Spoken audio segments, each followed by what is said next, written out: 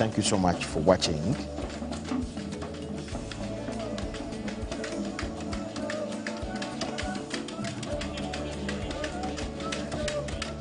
Thank you so much for watching, and we will continue giving you all the coverage to do with the summit as we continue to have a discussion to do with fish and how we are taking good use of the fish industry to see to it that it contributes to food security in Uganda. Dr. Olokotum Mak is here with me. He works with NAFIRI, that's the National Fisheries Resources Research Institute, an arm of NARO, and he is the programs leader there of Fish Habitat Management Program. Doctor, as we went for the talk show, for the press conference, we were moving to focus on aquaculture in Uganda, and you said it's doing well, apart from a few challenges that you had started to mention. You talked about the feeding, which affects the prices and things like that. On return from that break that we had, as we move towards where we shall end, do you think a number of Ugandans, how different, let me start from here, how different is wild fish from fish that is from aquaculture? So some people, I don't know how, but some people have said the fish from the lake tastes different. Is there any difference? Because for them, they will speak like the consumers, at the consumers level of analysis, as a technical man. Well, I would like to say that, first of all, fish is fish. Okay. And most people will claim that fish from aquaculture or from the pond or cages taste different. Well, if we consider the texture or the hardness of the bones, it is potentially different, just like we have in poultry. But the flesh shouldn't be any different. Okay. Then if we look at the taste or the scent, of course, fish from the ponds should be pre-harvested, and then it goes through potential storage so that the mud gets out. But fish from the cages, they shouldn't taste any different, whether it is from the wild or from the cages. How about in terms of competitiveness on the market, especially internationally? Well, you may not even tell the difference, because if you want tilapia, you want tilapia fillet.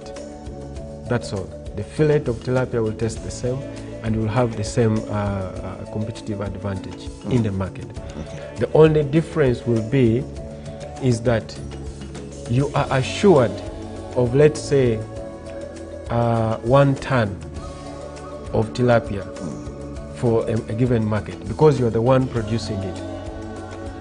But then you're even sure of the quality of your fillet, for example. So you have it from production, it goes to harvesting, and then you process it and export. But then the one from the wild, we may not have full control of where it was caught. Was it caught in a net? Was it caught in a hook? And then was it well transported? Was it?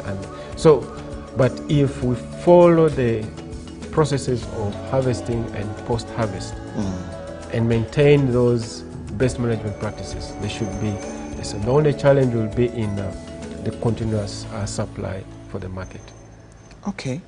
Where would you see, as a projection, aquaculture in Uganda, like 5 years from now? Because they're talking of 2030, which is 5 years from now. Yes. Where do you see aquaculture?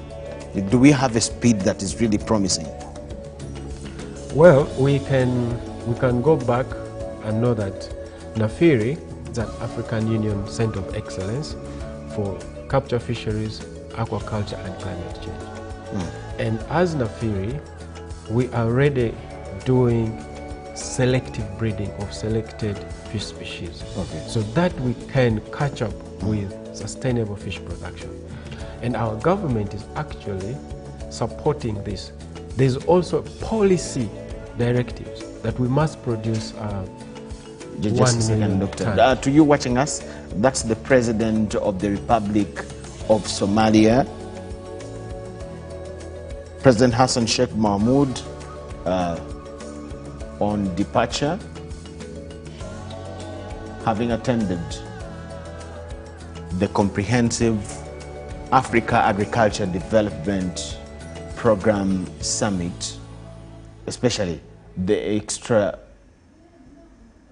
the one of the head of states that happened this morning. There he is, being seen off by officials from Uganda. I've seen the Minister for Presidency, that is the Honorable Millie Babalanda, and other government officials lining up near the entrance of the plane.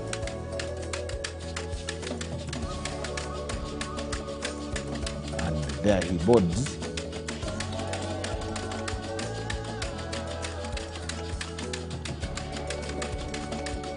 There you go.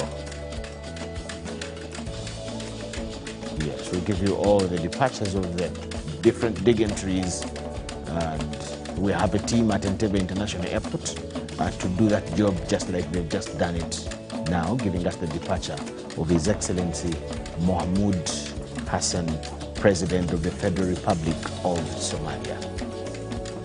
That guard of honor was mounted to honor him, and that is the Minister Babalanda. We thank you so much for watching.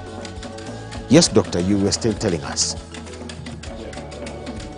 So you see that the government has actually supported aquaculture development, first by employing competent individuals, especially at our Aquaculture Research and Development Center.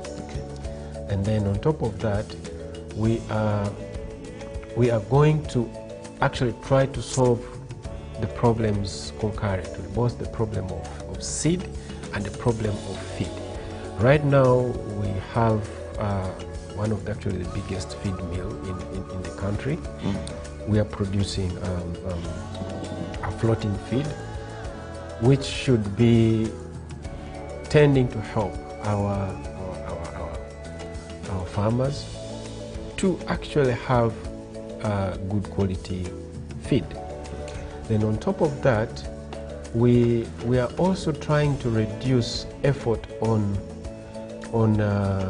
fish meal or mukene, that is a component of the feed, by using other sources, for example, the black soldier fly.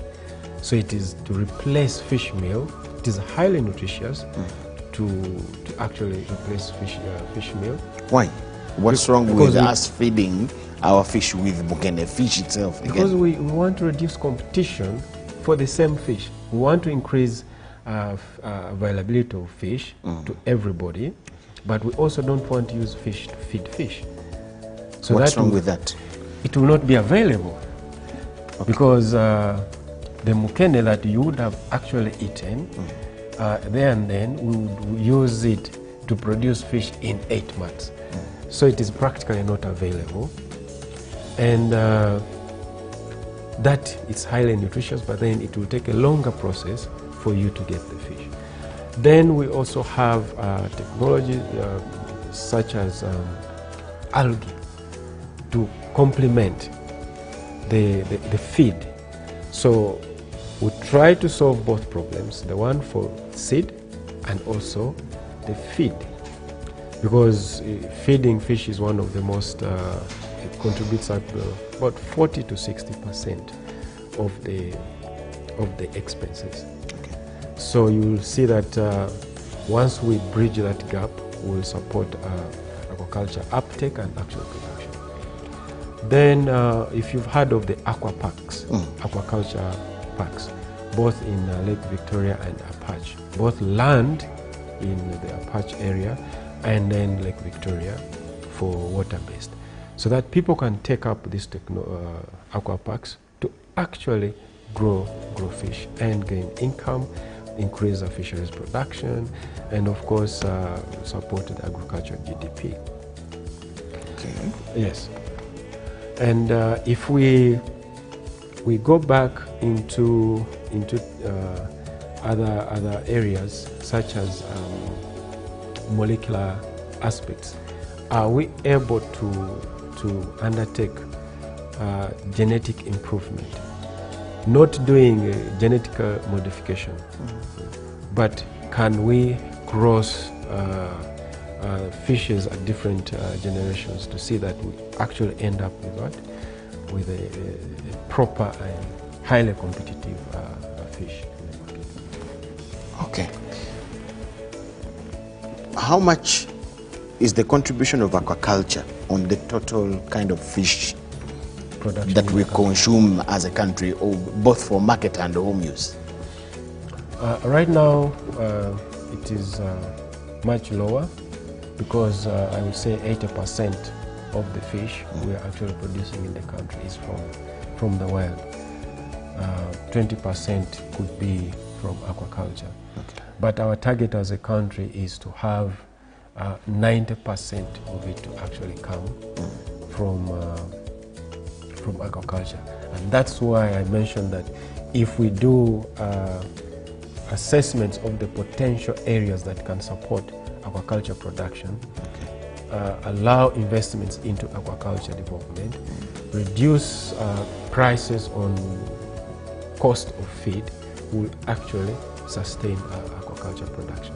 Because 20% of the country is water, and Yes. Several lakes that are not productive, starting, let's say, Lake Bunyonyi, Lake Jahafi, in those areas in the Kigezi region, we can use, for example, Miracap, which is a good candidate for aquaculture, and it survives in those conditions of that area. Once we stock and do restocking and stocking of those water bodies, we will have significant productions. What would be the best kind of breeds for a fish farmer or aquaculture?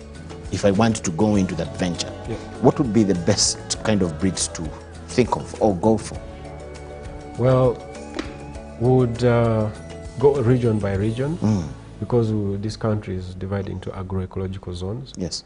So we'll have regions that support tilapia, and then we have regions that support both tilapia and African catfish, and then regions that support Miracap. Okay. Yeah. So for those regions that are warm, we would really recommend them to do tilapia, and actually also catfish. But then the regions that are cold should do mainly Miracap and also the Baba species. Okay. Now, on your screen still, His Excellency President William Samoei Ruto. We're also witnessing the departure of the President of Kenya, His Excellency President William Samoei Ruto. Yeah, that's the President of the Republic of Kenya, just in the neighborhood here, born on the 21st of January 1967, Kenyan politician who is the 5th and current President of the neighbor Kenya since the 13th of September 2022. Prior to becoming President, he served as the first elected Deputy President, still of the Republic of Kenya, from 2013 to 2022, deputizing His Excellency President retired Uhuru Kenyatta. He has previously served in 3 cabinet portfolios as the Minister for Home Affairs and Minister of Agriculture, as well as Minister for Higher Education, then Deputy President and now President of the Republic of Kenya. That is his the presidential jet getting ready to take him back home. We thank you so much for watching. That is courtesy of our team at Entebbe International Airport, and that is giving us all this feed to ensure that we keep you updated on whatever that is happening in as far as the Caadp Kampala Summit 2025 is concerned. First, we saw the departure of President Mahmoud Hassan of Somalia, and now it's the President of the Republic of Kenya, President William Samoei Ruto. He has arrived at the airport, and as you can see, just in a few seconds, he will be flying back home. Yes, doctor, you were still telling us with the kind of breeds that are suitable for one not to make losses, but you said it is the basis to consider is on regional kind of basis. Agroecological zones. Yes.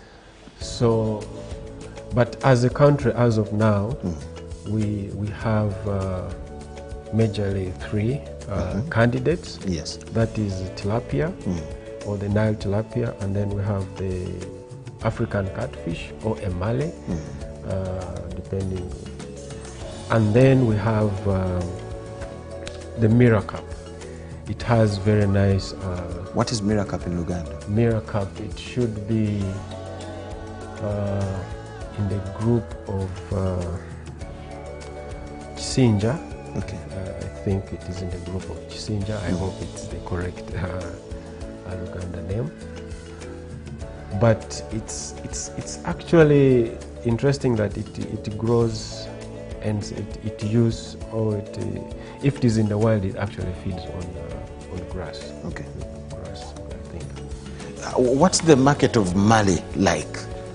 Well, it's very interesting. I'm sorry, there are those... If somebody ventured into it for fish farming, yes, is there a good market for a Mali?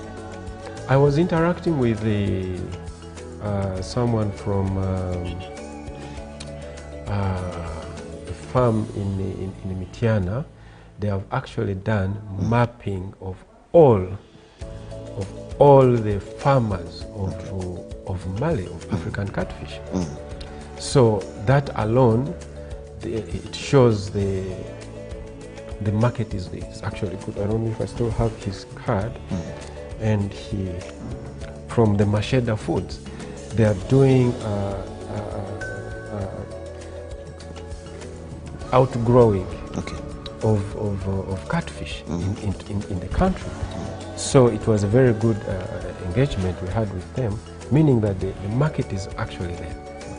And it forms very good fillet, very good sausages. Yeah, so I think it will be a very industrial uptake for those farms. How costly is it to start a fish farm as we wind up, Doctor? Well, it depends. If you're doing a pond, you require land. Like, let's go back to the basic factors of production: land, labor, capital. So if you have land, you can do a pond, but make sure you have a source of water. Okay. But if you don't have land, you can do tanks. So it will depend on the size of the tank you want to acquire, and also the size of the pond you want to acquire. But if you want to go in the lake, the cages are also a little bit expensive to establish than the ponds. So that varies between the establishment, if you're doing a pond, a cage, or a tank. And then the species or the fish you're going to use. Are you using tilapia or you're using catfish? So one fingerling or one seed is 200 shillings or 300 shillings if you're to start up. So it depends on how many you want to stock. Okay. Yeah. So the factors of production must be considered, but it is cheaper to start small and then grow into the production. Thank you so much, Doctor. What would be your message to a Ugandan fish farmer watching you as we wind up? I always say that of all foods, fish is the best. It's cholesterol free, and if you're able to eat fish, please eat it. And if you have access, please always have fish at least twice in a week. Okay. Because the nutritional aspects are enormous, and it's actually the cheapest animal source of protein. So if you're able to grow a fish, you can do it in your backyard. Within 8 months, you'll have fish from the backyard. If you're not able to have it in a backyard, you can come up together as a group and you join the OWC, the Operation Wealth Creation campaign, and you end up having or owning cages, and then you'll grow your fish. And as Nafiri, we are here to support and give the research, Okay. and also guide how we should Operate. And it is a free service, and Okay. government of Uganda is already paying for it. Thank you so much. His name is Dr. Olokotum Mak. He's the program leader, Fish Habitat Management Program, NAFIRI. NAFIRI is the National Fisheries Resources Research Institute under the National Agriculture Research Organization. Doctor, thank you so much. Thank you, too. For the information we shared. Thank you for hosting. Yes, you're most welcome. Thank you. Now, His Excellency William Ruto is, we are witnessing his departure. We can have it still on your screen, as you can see. And that is courtesy of our team at Entebbe International Airport. That is his presidential jet. And you can see the guard of honor mounted to honor him, worth the president, and that is it. So we had his arrival early in the morning, live on UBC TV, and here we are witnessing his departure. We thank you so much for watching UBC TV Inspiring Uganda, especially our coverage of the Caadp Kampala Summit of 2025 that we have been able to give to you. We continue with the whole program, by the way. After the departure of the presidents, we shall have to continue with the whole program. And what is on the program after? Yes, in another screen we can see President of Burundi arriving at the airport also. His departure will be just in a few minutes. Then we shall have a plenary discussion after, and then a closing ceremony of the whole summit in general that started yesterday, but one closing today. That's now the president of Burundi.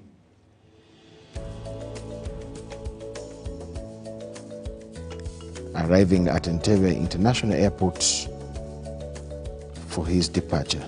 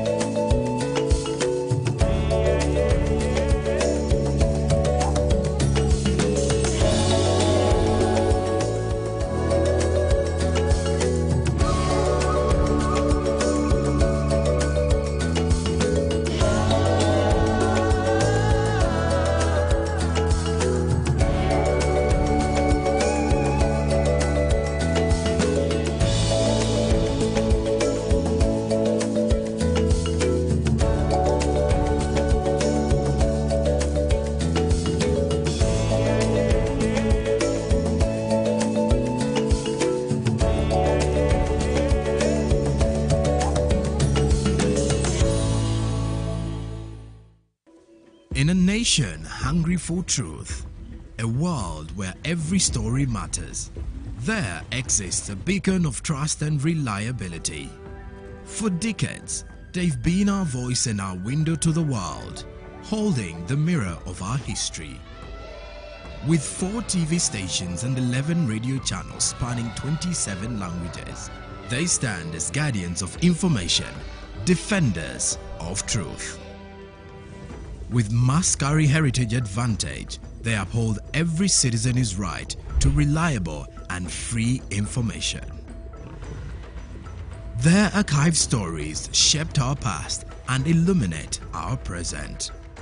Yet now, as new challenges arise and the world evolves, their mission faces its greatest test yet. Be part of our journey and let's navigate the unknown, uncover the untold, and safeguard our future together. Tune into your public broadcaster, for it is the intersection of trust and truth. Because to UBC, your story, every story, and every voice matters. UBC, inspiring Uganda.